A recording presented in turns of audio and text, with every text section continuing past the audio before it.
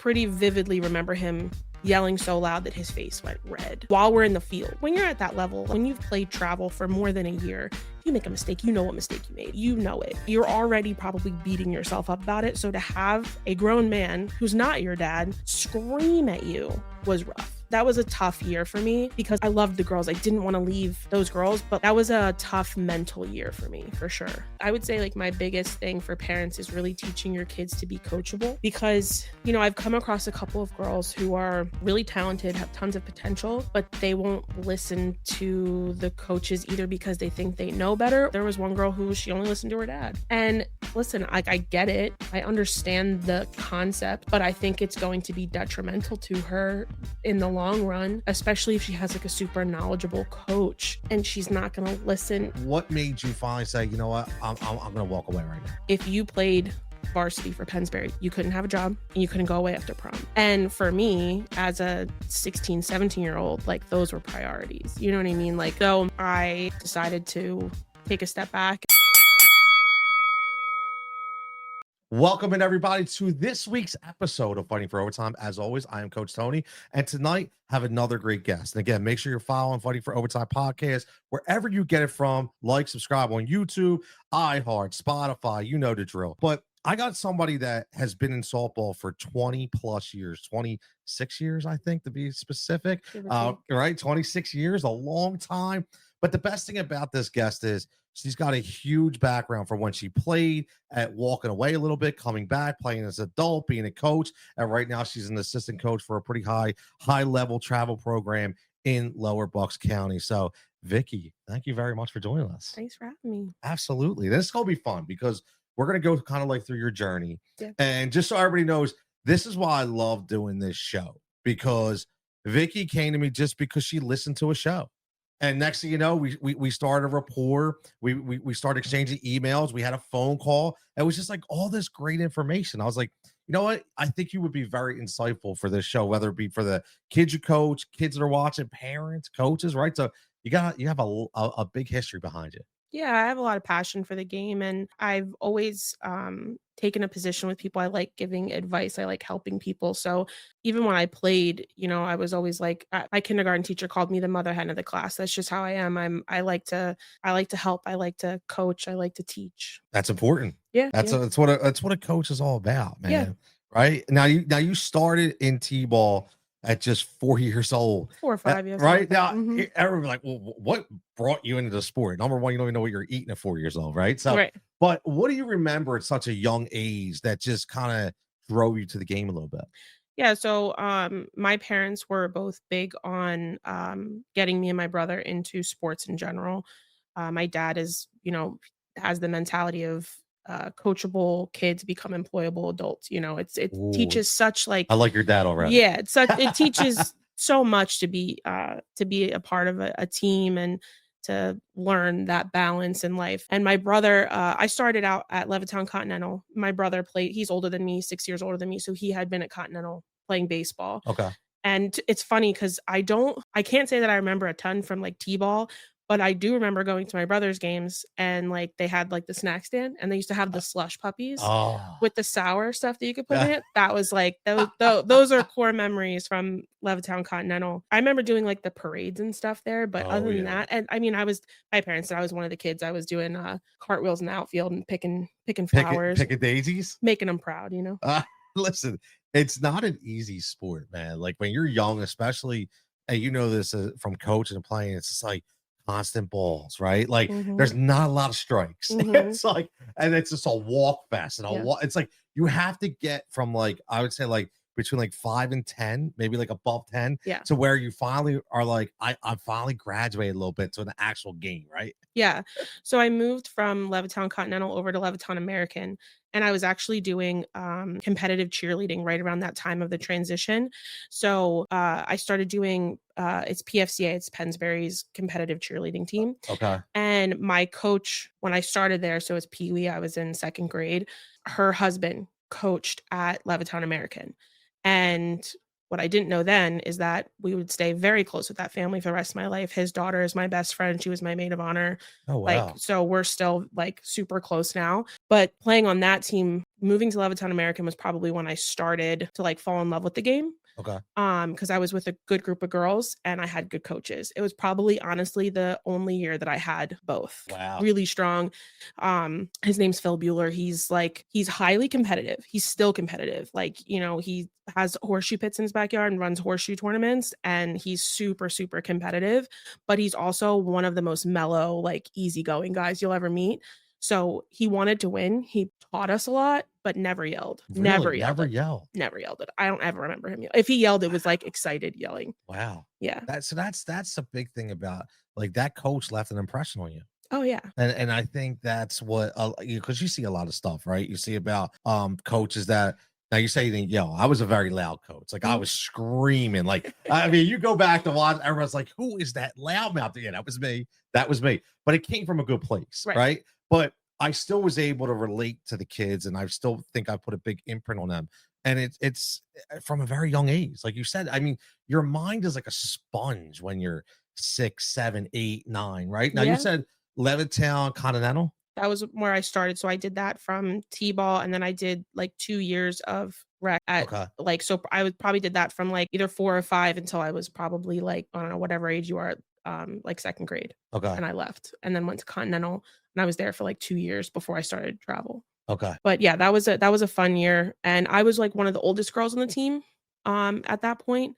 And I was one of those kids that like I grew super. I was this height in 6th grade. So I was, I like sprouted up early. So I was one of the oldest and biggest girls on the team. And it's so funny because like I still see Phil all the time, and we'll have a couple drinks, and he talks about that rec team, which was probably like a 10U rec team, like it's the glory days. It's awesome. He's so funny. And like looking back, I'm pretty sure that I was really just like hitting like sky high fly balls that no one could catch at that age. So I was getting like doubles and triples, but it really wasn't like I wasn't roping it to the outfield. I'm pretty sure I was just hitting sky high. Being very modest right now. Being very modest. It's funny because my daughter, who I coached with for years, or I coached her for years, not with for years, but she was in the basketball and before she got to softball. And it was so funny. Same premise, right? She hit her growth spurt early. So she's in 7th, 8th grade. And she's like, Dad, I'm the center. I was like, you're the center. I'm like, hey, babe, don't get used to that for a while. Just trust me. The following year, now you're a guard. It happened that quick. I was like a first baseman, and that lasted until I was probably like 12, and then everybody else started like growing. But like, I'm like 5'3.5", 5'4". So like being that height at 12 years old is tall, but now I'm short. Now we've all come back down. We all come back down to reality. Now you said you moved around. I want to touch on a couple things, because one thing I kind of want to fast forward just something before I forget, because you kind of mentioned it here, and you mentioned to me in your email about female coaches, and you said that one team you moved to was the first time you had female coaches, like all. What that would have been middle school. So that was when I went to William Penn Middle School. And that was the first time that I had a female coach. That would have been 7th grade. Interesting. So I had already started travel at that point, but up until that point, it had all been like, like dad's volunteering to coach.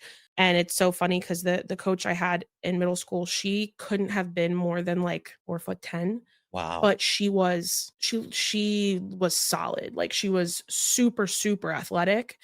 And she didn't yell. She was very calm, but she was very stern. There was no nonsense. There was no goofing around. She didn't want to see it. Like she wanted us to take it seriously. And then the assistant coach was also a female. She was a little more laid back, but also great at the game. Like I learned a lot that year. And that was a good year too, because like I was friends with everybody on that team. You know what I mean? Like I really don't think I had an issue with anyone. Like 7th and 8th grade year was good. And it was definitely different too, like not having a parent. It's a good point, because number one, kind of like 1A, 1B here. Number one with the whole female coaches, because I remember it's so odd. So when I was coaching, and I coached for softball for probably 12, 15 years, something like that. And when I remember coaching, we were in a suburban rec league at that time. It was like the suburban select with Sunday select. But my point is, I don't remember a ton of female coaches. There were, and like honestly, there was some, but it was mainly like either dads are like real hardcore, like paid coaches, Yeah. right? And that were male. So my question to you is, as a female, how does that dynamic shift? Like, do you feel more comfortable? Do you feel threatened, like intimidated with the male coach? Like, how was that experience, especially being in middle school? You got a lot going on. Yeah, I mean, I grew up, my dad is a very, like, strong male presence, like, he was military, he Right. was, um you know, my mom was more of like the soft parent. He was the bad cop sometimes, you know. He was like our biggest supporter and definitely taught us a lot about, you know, like discipline and commitment to the sport and everything. But so having like male coaches, I definitely didn't like it wasn't a struggle for me. I didn't have issues like you know, I had heard like I feel like sometimes when you have a dad who's like a little more like softer and doesn't really yell, if you go to play a sport and that coach yells, it's like tears, you know what I mean? So, Right. like, I Right. definitely had a thicker skin in that sense. Um, I don't remember it being, like, a weird transition for me. It was kind of like I always had the mentality, like, I'm there to play, and the circumstances around that didn't really matter. Like, I knew what my job was. You know Yes. what I mean? So, it was I liked the fact, like, because like, it kinda, like, didn't even dawn on me that, like, female coaches were an option. So, like, it was a cool, like, thought that way. But, yeah, I mean, I don't think it changed anything in the game for me necessarily. That makes sense. Because again, everybody takes it differently. Because I remember, with me coaching, it was all male, Right. and it was like you feel a little different because you have a daughter on a team. So I think I would feel a little not strange, but a little, I would say like more stricter in my approach if I didn't have my daughter on the team. Because like Mhm. when I was coach, it was easier. Kids knew me. They knew Right. I was Taylor's dad. Everybody's like, ah, that's Taylor's dad. But if you just come in and nobody knows you, I think you really gotta tiptoe a little bit, especially in an adolescent age. I would assume. Yeah. Now speaking of the parent coaches, like Mhm. what is your thought process with having a parent coach as opposed to, because you said right now, and I know we're gonna fast forward a little bit, but it's a great topic that where you coach right now, you coach for the Lady Lions, correct? Mhm. 14U, Yes. right? And you said both you and you're the assistant coach I'm the assistant coach, and yep. the head coach, neither of you have kids on the team. Correct. So how's that dynamic different? So I will say, like I said, so my first real core memory of playing with someone whose dad was a coach was a great memory. So Phil Bueller was a great coach. You know, that was definitely when I fell in love with the team. And then I played for Lady Lions at 12U, and the main coach was great. I liked him a lot. His daughter was on the team, and her and I didn't get along. I felt it was very off-putting to me because she like very openly kind of like talked back to him, and like in my house that was not a thing. Yeah. You were not talking back to my dad. He wouldn't tolerate that for a second. So that was like one of those things I was like, "Oh my god." Like Like that I'm pretty sure I happens. like looked at my dad and he was like, "Don't even think Like, about it." I love it. I love it. And then my favorite year, I think, for like the group of girls that I played with was I played for it was Pennsbury Flames, so which I don't think they have now. I think it's just the Okay. Gems. That group of girls was great. Really, like it definitely was like a higher level team. Everyone was super competitive, and it was like a really good group of girls. I'm pretty sure we won a lot at that level. The assistant coach was great, and it's funny because I remember like thinking that he looked kind of scary, but he was a big teddy bear. Like you're a big teddy Yeah, bear. and he taught me a lot too. He was definitely, like, big into, like, baseball, and I remember him helping me a lot with my swing. But the head coach, and in all honesty, being that the age that I was at when I played for him, right? So it's like 12, 13, 14 age range. I could very well have made it more dramatic in my head, but I pretty vividly remember him yelling so loud that his face went red, like, while Wow. we're in the field. And, like, when you're at that level, like, when you've played travel for more than a year, if you make a mistake, you know what mistake you made. You know what I mean? Like, you know it. You're already probably beating yourself up about it, so to have a grown man who's not your dad scream at you was rough. That was a tough year for me because, like, I loved the girls. I didn't wanna leave those girls, but, like, that was a tough mental year for me, for sure. And what age was that? That would've been 14U, so I would've been, Okay. like, somewhere between 12 and 14. Interesting.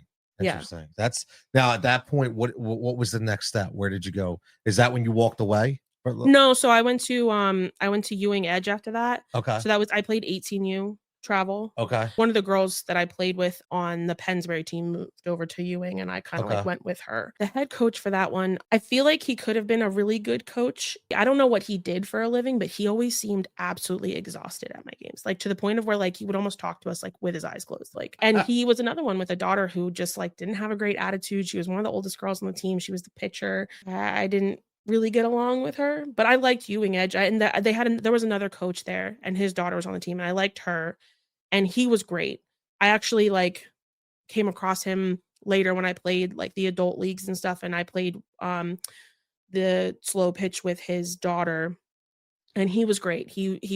I'm pretty sure he's still, like, big into baseball and Ewing and stuff like that. He was really nice, really easygoing, knew a lot about the sport. He was great. He was probably one of the main reasons I stayed there. Okay. But that was a fun team to play on too. Now you say Ewing, New Jersey? Yeah, How far was that for you? not that far. No? I mean, See, I hear Jersey, I'm thinking, no, wow. that's, like, right over the bridge from Marsville, so it's Oh, yeah. that's right, because it's the back end that Yeah, way. yeah, so Okay. it wasn't bad. Now, what about like family support? I know one thing you mentioned in to me about your email was how your mom wasn't an athlete growing up. However, she always made sure that you were fed, that you had water, that you had to get to where you needed to go. You know, your jersey was cleaned, and you might not appreciated it back then, but now as an adult and being a coach and seeing what parents have to do for kids, it makes you have a whole new respect for what she did. On top of being that person that you needed to keep you centered and grounded and making sure that your mind was always at ease. Looking at that, how did your family support you throughout everything? I would say the majority of, like, the like, driving and making it to all my games was my mom. My dad owned his own business Okay. forever, So he and worked 20 hours a day. oh my god, Yeah. he worked his ass off. Like, Yep. he was if he was missing my game, it was absolutely not because he was, like, sitting at home or something like that. Like, he was stuck at a job. Like, you know what I mean? He just couldn't get there. Yep. But again, like, my dad is, he does, like, he was in the Navy. Okay. He did dive school, like, he did, like, he was on the submarine, like, he did the hardcore stuff. And then now he's 60 and he does marathons and triathlons. He's done, I think, 3 Ironman triathlons. The dude is like, Shout I out don't to want number one, shout out to your dad for his service, Yeah, okay? yeah, For yeah, doing that. And for shout sure. out for him for being 60. Probably would have kicked my ass. Yeah, no, Like, there's no way. I don't even wanna God drive. bless him, man. I don't wanna drive that distance, Yeah. much less Oh, I can't. And it's so funny because, like, I've only, really been to a couple of his races, but I'm not an emotional person. I really don't cry. Like, I've had, like, my best friend Morgan has been my best friend for over 20 years, and she's could probably count on one hand how many times she's seen me cry. Just not I'm a nurturing person. okay. I'm just not a crier. But every time I watch one of my dad's races and he crosses the finish line, I lose it. I absolutely lose it. Like, it's like I can't even help it. Like, I don't even feel it coming, and then all of a sudden I'm just like and you know what? I think it's just, like, anyone that I care about, that I know how hard they work to do that. Because my stepkids just did a 5K on Mill Street in Okay. Bristol, and they worked all summer. They did a running club all summer. They're 10 and 12 years old, so they're young, so it's like I know that they worked hard for it, and I know that there's plenty of kids who played video games all summer, and they were doing running club, and they crossed the finish line, and I cried. Yeah. I get that way too, man. I think it's I'm a very emotional person now. Like I am like, I'll be doing a podcast and somebody will come in with a comment that touches and I'll start crying. Like Mhm. if anybody listens to the episode I did with my daughter, I think I cried half the episode. Not ashamed to say, this is what it is. I'm gonna even shout out to Pennsbury too, because I will say this. I say this all the time. The best fast pitch league that I ever played in as a coach was Pennsbury. I remember it was in Levittown. It was like Levittown American. It was Pennsbury. And every year when we joined that league, you know what was great about it? The pitching was phenomenal. It was like you could take your kids and like this is going to be competitive. You're not going to have to worry about getting hit. Not going to have to worry about 12 walks. You're going to be able to actually play. Yeah. I loved it. That was my favorite. Yeah. Are you talking, like, travel or, like, school? It was fall ball.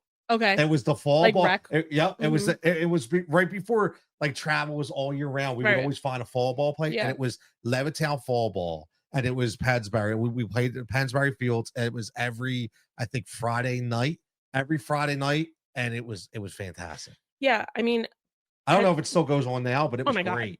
Because so Pennsbury, like the school district is huge. Yep. It's everywhere from Levittown all the way to Newtown. It's Like huge. that's Yeah. like I graduated with just under 1,000 kids, not like 980 kids. So like the talent pool is ridiculous. Like you can't beat that. You know what I mean? There's Yes. really like Council Rock is another school that like, they have a huge talent pool. And I think Neshaminy is close, but like when you have that many kids, you're bound to have like some serious athletes. Oh Some of yeah. the girls I played high school softball with went to play like D1 softball. It Like was it's crazy. insane. Yeah. It was insane. And we used to say, like, how do they get all these pitchers? Like every time I'm like, we have Mhm. like 2 pitchers. They got like 12. Yeah. Like I'm like, wow, that it was always for me because my daughter was a bowler. It was always bowling and softball. Okay. Like Pennsbury, when you talk about Levittown and Pennsbury bowling, they were always the next level all Yeah. the time. So yeah, I had a lot of fun that way. I did, I Yeah. really did. Now, you mentioned in your bio when we were talking about you, I don't know what age it was, but that you walked away. Now, the question I have for you is, without, you don't have to be too specific, but did you happen to walk away? What was it, because of burnout? Was it because you just didn't feel the love of the game anymore? Like, what made you finally say, you know what, I'm gonna walk away right now? So I played for the high school and I was playing travel my junior year. So I was playing Ewing Edge at the time. And I was considered a swing player for Pennsbury. So I was technically playing on JV and varsity, but to be perfectly honest with you, like I was a decent player, but I was never like one of those girls that was like, "Holy crap, that girl's good." You know what I mean? Right. Like it just was you know what? I don't think I took it seriously enough. Like I probably had the potential to be a really great player, That's a good point. I but I like that. didn't take myself seriously enough to do it. And I worked hard. I did like private lessons and I had a hitting coach. I had a family friend who played at Bucknell and she worked with me with like outfielding work and hitting work and stuff like that. Like I worked hard and I did more than just like the practice Uh, bare minimum. Like I Right. definitely I definitely tried. Um, but I think that I didn't like make it my identity like some of the girls who were just like absolute crazy, like amazing Totally different athletes. commitment level. Yeah. It really is. Yeah, and I I get it. I was a catcher and I really liked catching and I was Oh, I my was daughter good was a at it. catcher Yeah. too. Yeah, I was Loved it. good at it. I think, I feel like my hitting always was a struggle because I was a head case. I was a big time head case. Um Hey, you're admitting it. It's Oh, yeah. okay. Yeah, and I talk to the girls on we'll talk about that too, but I talk to the girls on my team about it all the time. But, I love it. so I can't remember if it was, like, one of the other players or if the coaches talked to us about it at school, but my understanding before I had gotten to, like, where I was gonna be a senior to play varsity was that it was that the Mr. McSherry is the Pennsbury softball coach. He's been there Okay. forever. Okay. Um, that it was kind of like for the most part, it was like a seniority over talent. So the seniors had their time to play. If it was like a big rival team or something like that, they would put in the best players or whatever because they wanted to win. But the seniors got their time. Now, when I was going to be a senior, there were a group of freshmen and sophomore that were ridiculous. Like just like not like one or two, I mean like a team full of studs. I don't remember if it was another player who told me or the coaches who told me, but it was basically like we're not doing seniority over talent this year. We got to get these girls on this team. And if you at the time, I don't know if it's still the same, obviously like, we're 15 years out from when I graduated, but if you played varsity for Pennsbury, you couldn't have a job and you couldn't go away after prom. Really? Yeah. Oh, we're gonna have to get into that. And for me, as a 16, 17-year-old, like those were priorities. You know what I mean? Like, Yeah, you only so, live once. right. So I decided to take a step back and I was still playing travel. I'm pretty sure I still played travel my senior year with Ewing. And then I worked my senior year and I went away after prom. And part of me kind of like a little bit of me regrets it, a little bit me thinks it was the right move. It also kind of took away any chance of like potentially trying to like play at like a low level college team.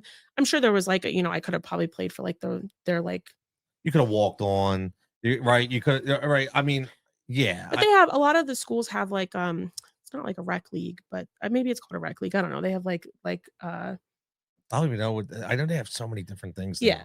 Like I know like there's like like sometimes like if you like I know specifically for swimming, like they have like a swim club if you're not on the school swim team. You know what Okay. I mean? So Okay. like I'm sure there was like a team that I probably could have played on. But yeah, I decided my senior year that I That's a wasn't gonna big play. decision.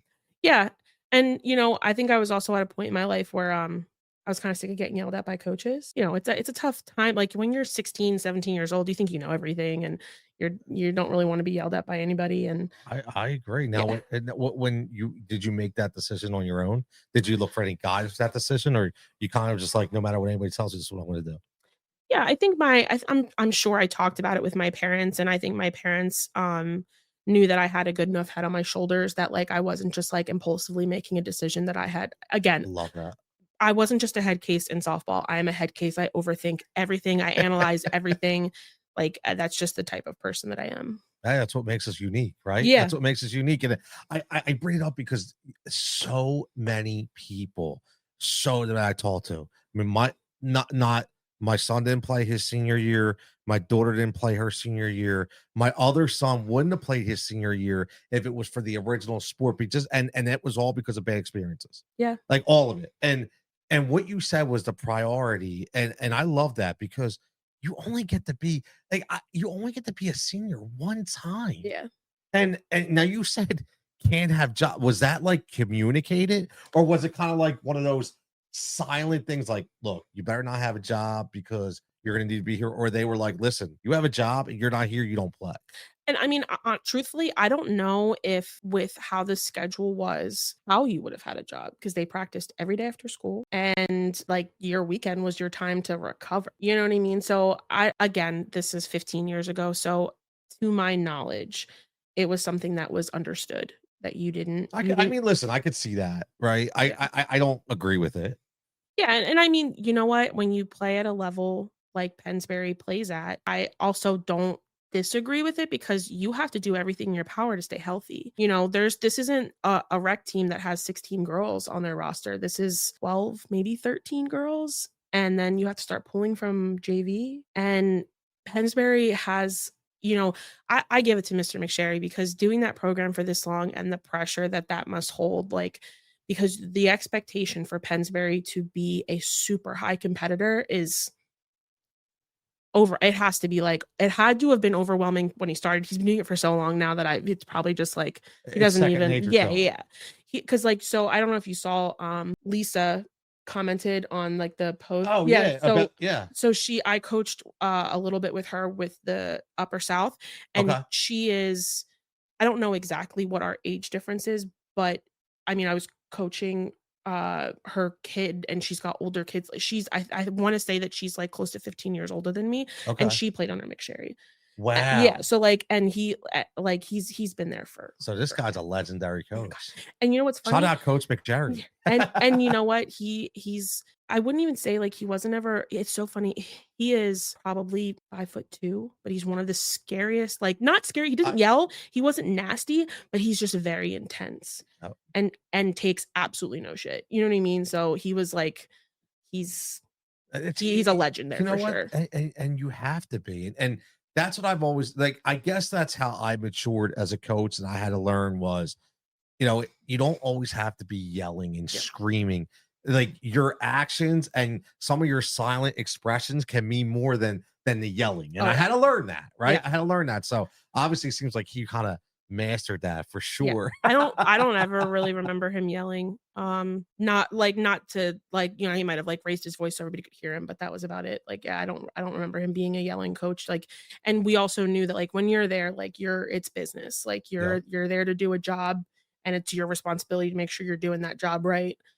And if you're not, then you know what's gonna happen. Yeah. Like, you know what I mean? You're not playing. Like The that's it. I mean, I guess I kinda have, like, two sides of that. I get it to where you have to be like, "Look, this is what the program Right. is," right? So you're going into this knowing that.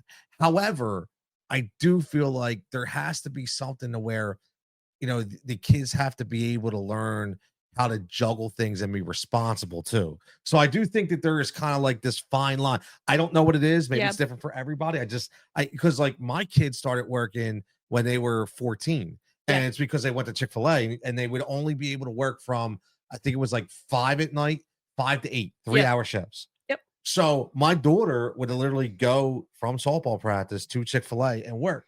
And everyone's like, "You're crazy." I'm like, "No, I just want to teach her responsibility." Yeah, I Like, started working at 14. right. So Mhm. just so I want you to know how to juggle your schedule. Yeah. You know what I mean? And I think that, like, so I know, so Mr. McSherry's a teacher, or was a teacher. I don't know if he still teaches, honestly. Okay. So he definitely put a big emphasis on grades. I I love that. remember, like, in ninth and 10th and 11th grade, before game day, you had to hand in a paper that your teacher signed that you're passing everything.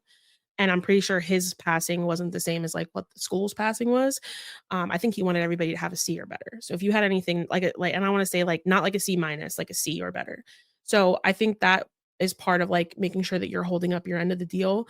If you wanted to have, like, a summer job for a couple months, you could probably do that, but, like, during the school year, like, softball is your job, you know what I mean?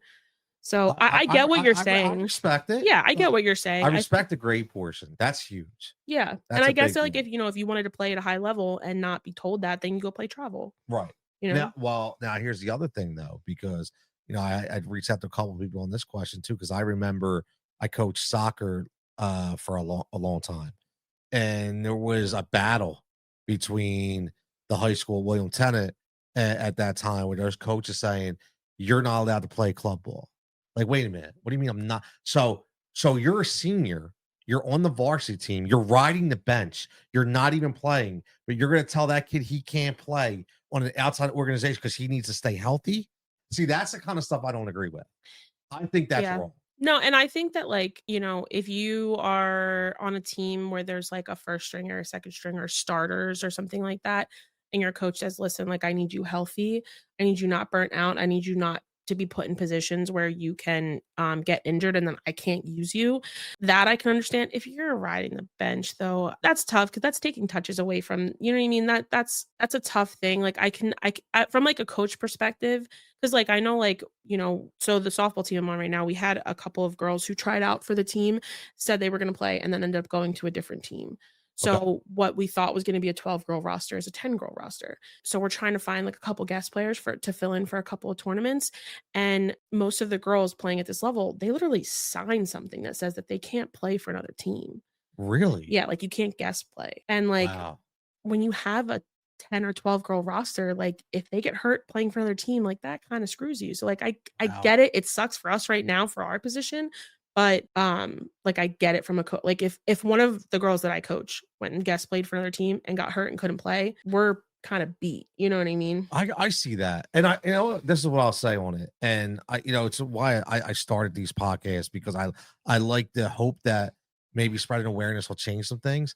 I don't think that needs to. What I think should happen is there should be better communication with it. Maybe have just a better system in place. Like, Right. have that conversation where you're just not telling the kid right to his face, like as a stern individual, you're not playing. That he has to go home. Parents are pissed off, right? How about just getting together and have it like you just said, it was very eloquent. Like, it made sense, Yeah. but it's so much different than the way it's actually being portrayed. Right, and, like, I feel like it's also pretty discouraging as a player to put in the time and effort at every practice and, like, practice to play. Like, I'm not like, Yes, I'm not if I wanted to just practice, I'd do it in my backyard, when you're putting in the time and hours that the starters and you're not getting any playing time, that's and it makes that's you not feel tough. like you're part of the team. I could see that aspect and it Yep. being kind of disheartening. That's tough. It really, and I think that's why you have. I mean, you talked about, like burnout's a big deal, and I think a lot of people. You mentioned earlier, you walked away because you didn't want to be yelled at all the time, or you didn't feel like you were going to have that. You made that priority, right? You said, "I want to go to my prom. I want to work," and I think a lot of that's going on right now. But now that you're coaching 14 you can you be 14? Is it still like Yeah, the age group? Okay, so you're probably coaching like at 13, 14, but you can't have 15, right? correct. Okay. You can't turn 15 this year, I think is how it Okay. works. So you still could be in that kind of hole where you might turn 15, but like you hit the cutoff or Yeah, I think you can be 14 for this whole year okay. and play on the team, but if you turn 15 in 2025, you can't be on it. You're too old. So seeing these girls, Mhm. what would you say looking at your playing career and seeing the girls now, what do you think are the biggest changes that you see from the attitude, everything that was back then, even commitment level and compassion then as opposed to now? I see a lot of like similar commitment with the girls on this team because like I think there's a big difference between the team as a whole for rec versus the team as a whole for travel. In the sense that like, when you're on a rec team, there's at least one girl who didn't want to play, but her parents made her, right? When you get Yes. to travel, all those girls want to be there. All of those girls want to play. I feel like the commitment level and like the passion for it is very similar to when I played. Cell phones in the dugout is definitely a Oh, different thing. oh man, that was Yeah. brutal. No, we have a pretty strict rule on it, as soon as it's we call the time for, like, warm-ups, like, they're away, and if we see them, you're running laps, like, You I'm have not to. doing it. You have to. So I feel like maybe the level of distraction is a little bit different. I don't know that there's much difference in, like, burnout type of stuff, though, like, I feel like they're playing at the same type of intensity that we played at. Do you think there's more of a risk of burnout with today's athletes as opposed when you were because of the higher commitment level, or you're saying you're kind of about the same that you could say? I Because don't you played at those levels, so you would Yeah. know. So I was playing from 7th grade to 9th grade. I played school and travel softball, and I did school and competitive cheerleading. So I was doing Ooh, something constantly. I was borderline never home. I still managed to get good grades. I, I started working when I was 14. So, like, I feel like it's something that requires some level of self awareness. I feel like on some level, it's like the parent's responsibility to be like, my kid's exhausted. My kid is getting hurt consistently. My kid is complaining of soreness constantly. Like, you have to kind of like step in and be like, okay, we need to make a decision here. This is looking like it's too much for you. So you either have to show me that it's not, or we need to take a step back from something. Um, I know like grades were a huge thing in my house. So if at any point while I was playing, if my grades would have started to suffer, my parents would have pulled me from something. yep. So I mean, it's tough for me to say. I feel like that's like an individual player basis. Like there was a girl who I coached. Honestly, I coached her in Upper South, and she was probably one of like she's if I could clone her and coach just kids just like her, like she just was the most coachable kid, and she had a great attitude. And every time I told her something, it was thank you, coach. You know what I mean? Like that kind of stuff that Yes. you like really Yes. appreciate as a Yep. coach. Oh yeah. But she also did school volleyball, basketball, school softball, and then rec softball. And at the last game that I coached her in, she hurt herself. Like I think it, and we thought that she like tore her bicep, but I think she hyperextended it. But it was Ooh, bad, dude. Like that's painful. she was like inconsolable. Like and her arm was like getting red, like on its own. Like, you know what I mean? Like it was bad. And so I think that's something where, that was most likely because she was overdoing it. But she's that type of kid that she just like she wants to be involved in everything. She wants to play everything. She's competitive. She cares about it all. So I feel like it's just like one of those things where you have to figure out what works for you and have some self-awareness that's like I can't keep up with this pace. Yep. Because what's burnout for one person is somebody else's normal. I love the answer, to be honest with you, because I do. I think it's a case by case basis, right? Because some kids can handle it, some kids can't, and we can't generalize it, right? But Mhm. what you said is perfect because it's looking for those signs, Yeah. right? Self awareness, huge. Parental guidance, huge. Now, unfortunately, though, some of these kids don't have parental Right. guidance, right? They don't have that. So, speaking of that, you as a coach, what would you say as far as looking at those warning signs, saying, what am I looking at for when I think maybe this kid's burned out or they're having a struggle right now? Yeah, so I mean, like, obviously, you can't go and tell someone's parent how to parent their kids. Yep. You can bring, you know, issues to them and say like, "Hey, she's telling me she's sore. She needs to recover. She needs to not do anything tomorrow." Like we just had our first tournament of the season for the Lions, and um we played 5 games. Yep. And we have a small team, so we don't have subs. I was just gonna say We have one sub. that's long. Thankfully, we have like 3 solid pitchers, so we were able to rotate that enough because that's a tough position, and then we have 3 solid catchers. And I was a catcher, and there were some times where, like, we didn't have somebody else to sub, and I was catching, 3 out of 5 games, 4 out of 5 games. And so, we were very adamant after on Sunday when we finished that we were like, parents, your kid needs to eat good the next couple of days and they need to hydrate. They need to ice and they need to chill because they went from months of not playing in tournaments The first one. and then 2 practices a week for an hour and a half to playing 5 games is a lot. And, they're even if you're not getting a ton of plays to your position, you're warming up and throwing significantly more than what you're used to. You're swinging significantly more than what you're used to. It's a strain and you have to, I went a little overboard. I filled like a cooler full of like healthy snacks and like brought a bunch of stuff because I was like, we're not eating cheese fries in this dugout right now.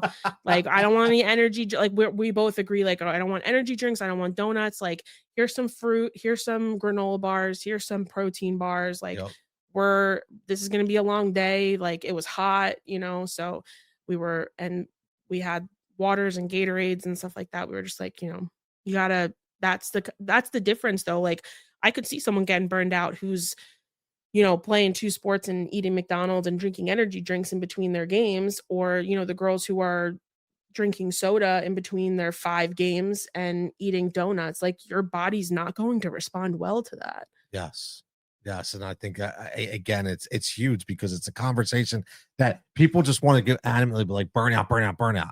Right. And I understand that. But like you're saying, there's ways to adjust. There's ways. I love how you say you can't tell a parent how to be a parent. Yeah. That's one thing I've always, understood. It was like, we can have a conversation. I'm just telling you what you do with it, but we're just kind of letting you know, like where it's going to be going. Now, what would you say is your most, I want to say important, but the most attractive part to you of being a coach? Why do you, because again, it does take a different person who doesn't have a child on a team, who doesn't have a niece on the team, like somebody who's coming in and says, I just want to coach. Yeah. What keeps you going and the drive to continue to coach? I don't know that there is like a very like concrete answer for that. It is something that I will say I would have to say I'm probably a better coach than I ever was a player. I have a pretty strong ability to be able to like look at someone who's having an issue and help them like diagnose it and fix it. Cuz sometimes like I feel like sometimes coaches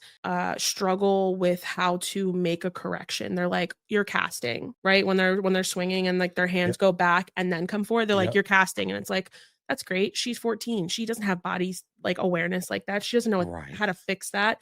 So like I'm pretty good at like being able to, now in fairness, I'm definitely watching like TikTok and YouTube and figuring out different drills to do it. But you could have 2 girls with the same issue and need to fix it different. So I feel like I'm good at that aspect of it. I'm a very like calm and like logical person. I don't operate a lot off of emotion, which I feel like makes me a good coach, but it's super fulfilling for me. Like that same type of thing where I said like that, like when my dad crosses the finish line, I cry.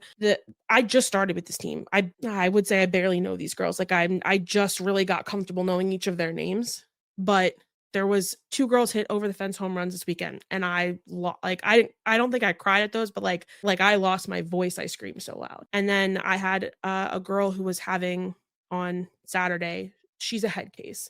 Such a sweet girl, such a leader, and like a soft leader at that, which I feel like is rare. But she was having a really tough day Saturday. And I had like a whole conversation with her, multiple conversations with her.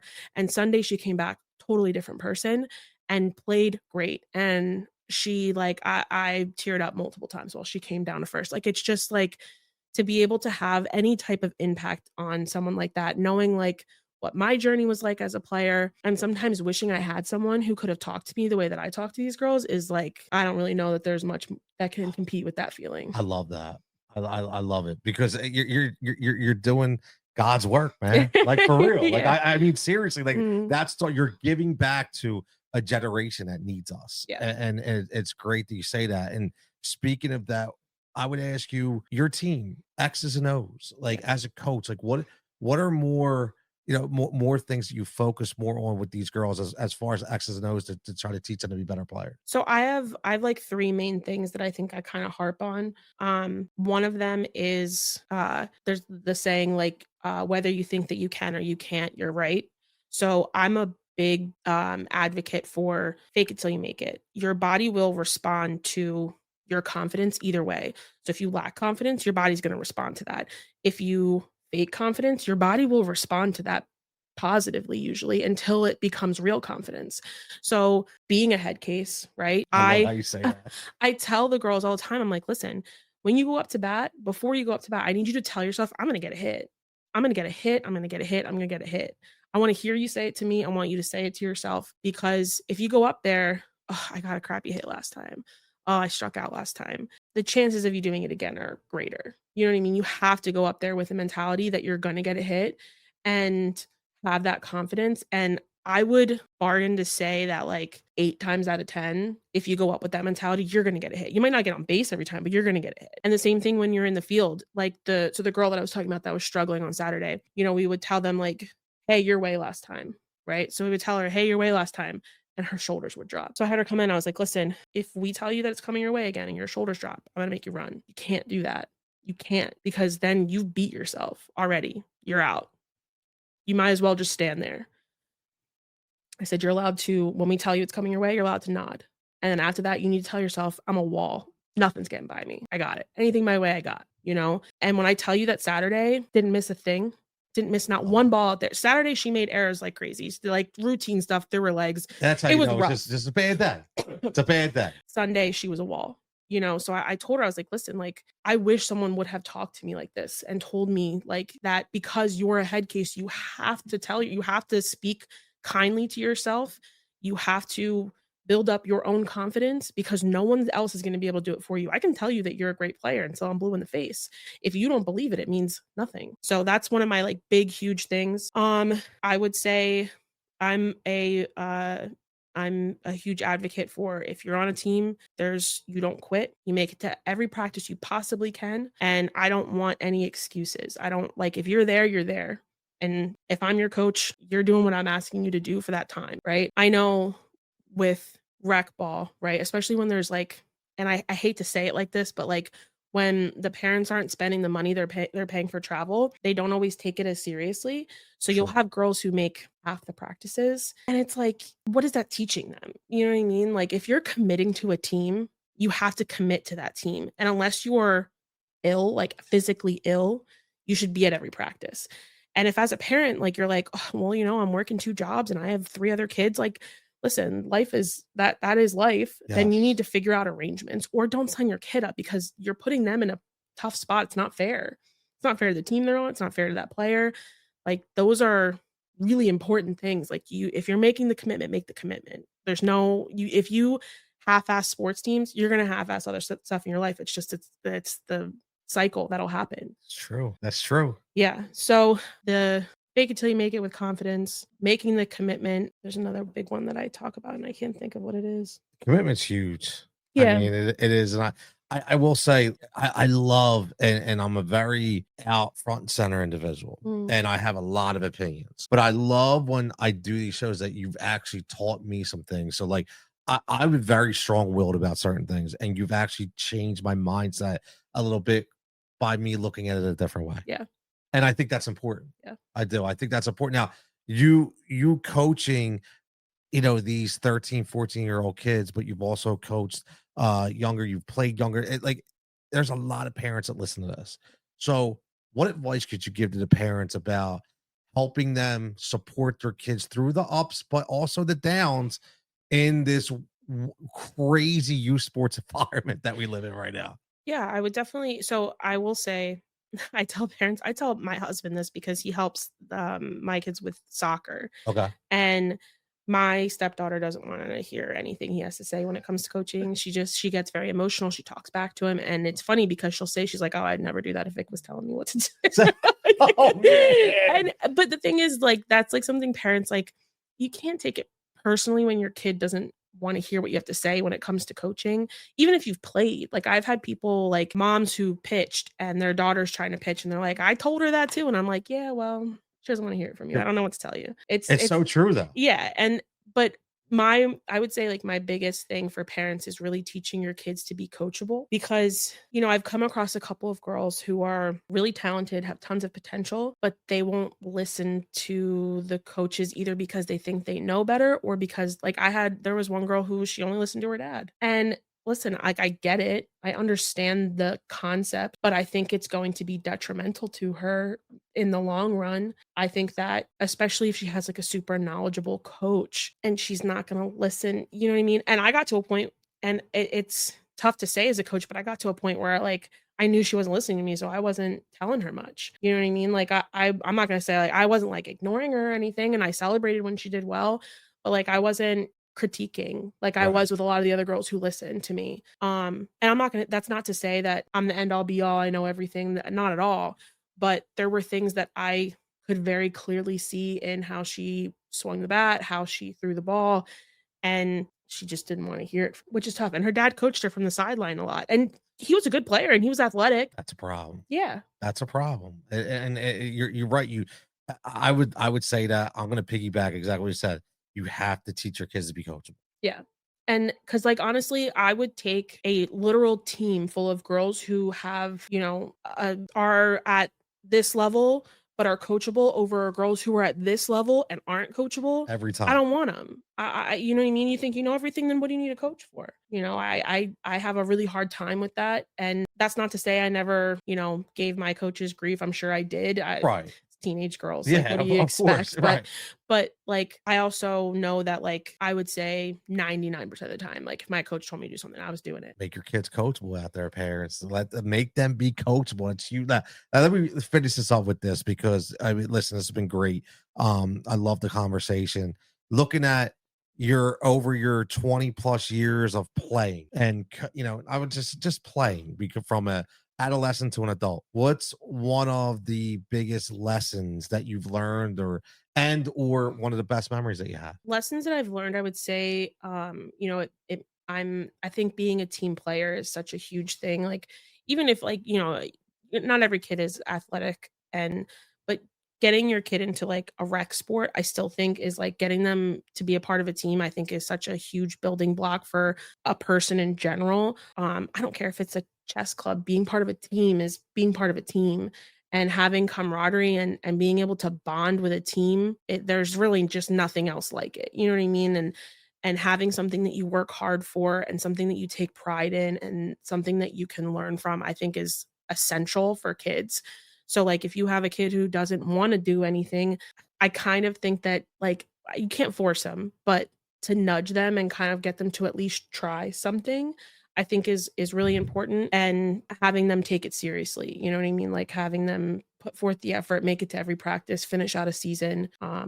If they, I don't believe in quitting halfway through a season. Like obviously like there's extenuating circumstances, but Right. if they're safe on the team and they're physically able, they should finish out a season. I like it. I Um, like it. I would say like I have actually like one of my like good memories when I played for the Flames. I was kind of I wouldn't say like I was like a class clown or anything like that, but like I You like to have a little fun. yeah. So my parents talk about it too. Like I very vividly remember like doing our warm-ups, and we would be doing like like our jog and then like all of the warm-up stuff. Right. Yeah. Yeah. I would sing, and I would like I Okay. get everybody to sing with me, and it would be like silly songs like Disney songs and stuff like that. But it like loosened everybody up and got everybody into like a positive like mindset and everything. And it was fun. I really liked that team of girls. So it was a good time, and we laughed a lot and had like good camaraderie. See, I'll tell you why I love that because I've always preached on this podcast that it's not about wins or losses. It's about memories and moments. Like I used to tell my kids all the time, you are going to remember memories and moments more than you're going to worry about a medal or a trophy, or you're probably going to worry about a loss more than you're going to remember a win, right? But those memories are huge, I'll those tell you right moments. now, I have absolutely not even the slightest idea how many games I won See? and lost. I have no idea how many strikeouts or hits I had. I have absolutely no recollection of that whatsoever. I could tell you the names of most of the girls on the teams that I played on. I could tell you most of their positions.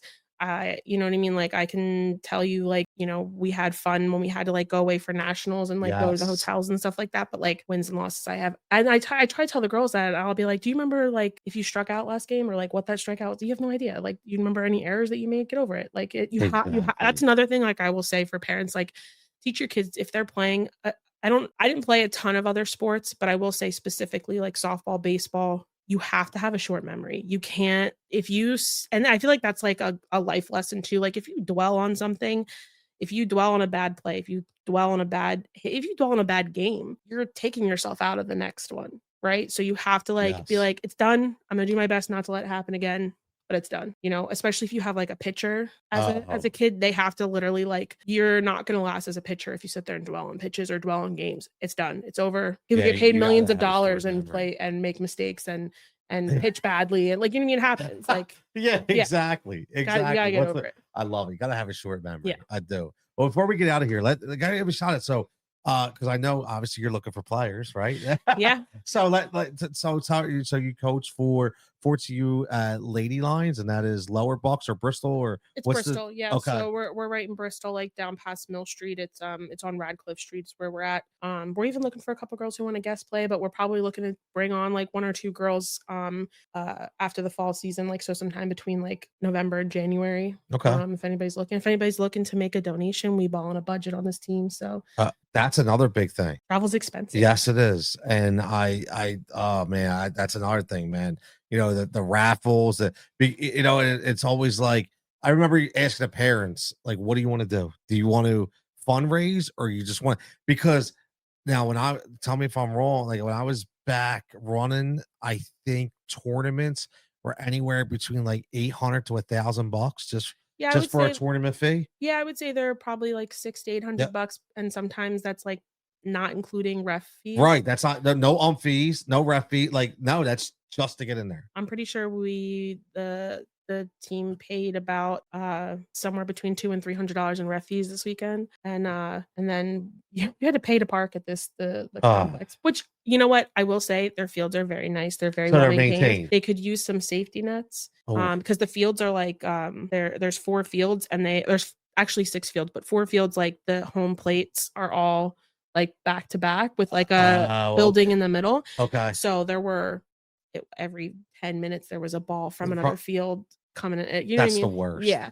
So they could use some safety nets in there, but yeah. So it's it gets expensive, and yes, we have twins on our team, so that mom's paying for both girls, or parents are paying for both girls. So. Wow. And the Facebook page for the team. Or just in general, I think a Lady Lions Facebook page. Yeah, maybe? I think I'm pretty sure they have a Facebook page. You can always reach out to me on my Facebook page since you tagged me. Yeah, you'll be. Listen, it'll be in there. It'll be in the episode. It'll be in the description. So again, if your daughter's looking to play, we got a great coach here. So Vicki, listen, thank you so much. I hope you have fun. This was awesome. Yeah, because I did, and always welcome back. Any of your other coach people that want to tell us, I'm here. Yeah. It's great. I mean, this is what this forum's about, because I do feel like there's at least 2 to 3 points of emphasis that I really like that I'll make sure in description. But you've taught me something. I appreciate it. Love that. I love it. So everybody, as always, stay safe and stay healthy. It's Coach Tony here. Make sure you like and subscribe. Make sure you follow the podcast on all social formats. For myself, for Vicki, for the audience, we'll catch you back here next time. Fighting for Overtime is a Rise and React media production. If you're looking to start a podcast, if you're looking to get some direction, hit us up, let us know. We'll help you out there as well. Again, for everybody, enjoy your time, memories and moments, and keep fighting that fight. Continue to fight in overtime to make your kid have the best experience that they can have when it comes to playing youth sports.